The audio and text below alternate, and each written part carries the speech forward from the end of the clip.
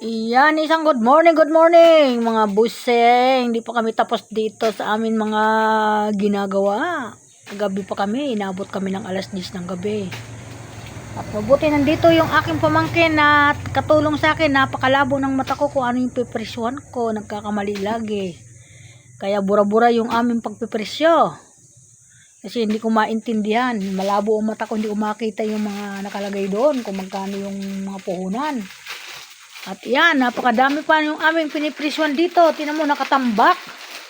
Oh, kasi gusto ko talaga may presyo yan. Kasi po, yung mga, kung sakaling may nagtitindang iba dito, mga apo ko, nandyan na yung mga presyo para hindi na ako tinatawag-tawagan.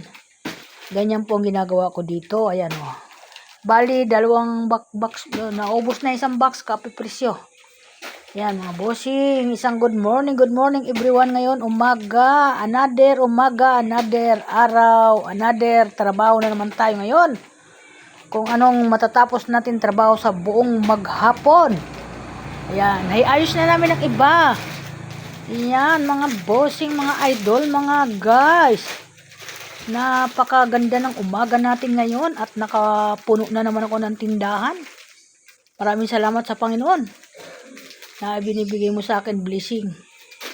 Kahit papaano na pag-iingatan ko ang blessing na ibinibigay nyo sa akin. Dahil nasa pag-iingat yan. Kung marunong tayo maghanap buhay, ay madali lang po yan. Huwag natin masyadong kasi yung iba po na mumuhunan ay sasabihin wala na silang puhunan, nangungutang. Oh, di ba? Ako ayoko po ng utang na dito. Kasi ayoko po yung nagbabayad ako. Natakot ako. Saka naawa naman ako sa mga anak ko na babalitaan na may utang ako. Mantala mayroon naman akong budget at ba't ako nangungutang. Kaya gagalit sa akin ang mga anak ko. Kaya hindi na ako nangungutang. Yan. Sabi ko sa asawa ko, tigilan mo na yan at pati ako nadadamay sa'yo. Punong-puno ngayon mga bossing. Ayan, punong-puno ngayon ng tindahan ko. Kasi namili po ako kahapon. Inabot na nga kami ng gabi. Sa kapamilya namin ni ng pamangkin ko. So ginamit ko yung asawa ko kasi para hindi na ako ng sasakyan. Yan, nakalibre kami ng 150 tapos senior pa ako. May alimpuring pa ako.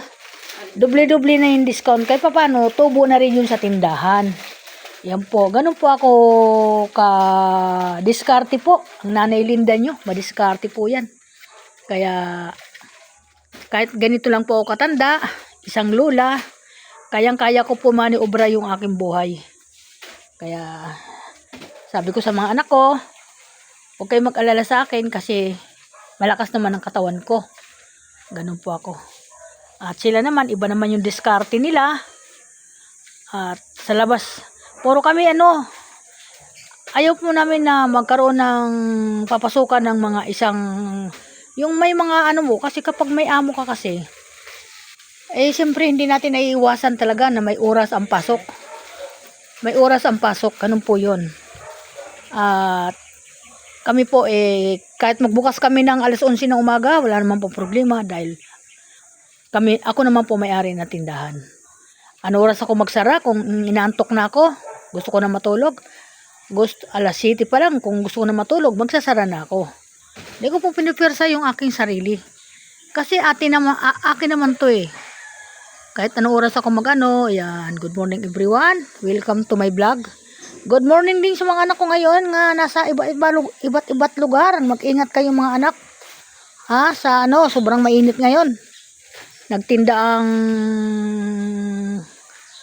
matanda sa inyo, yung panganay, nagtinda ngayon. Siguro, naisip niya dahil masarap talaga magnegosyo kung marunong ka magnegosyo sa sarili mo.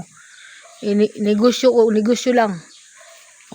Wag nating katamaran ang hanap buhay dahil araw-araw tayo, oras nasa oras ang pagkain natin. Kung paano tayo makakain sa oras.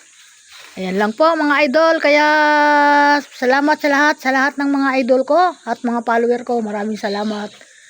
Ayan punong-puno na po ang aking tindahan. Nakakatuwa ang tingnan. Pag mga ganito. Tingnan mo yung pamangkin ko, kagabi pa di maganda ugaw-gaga yan. Dahil sa kakapresyo ng paninda namin. Isipin mo, isang tricycle yung daladala namin kagabi. Kaya yan, ito. Nakita ko pala, wala na ako itlog. Yan na lang, natitira. Mabili po dito sa akin ng itlog. Thank you so much. Bye-bye!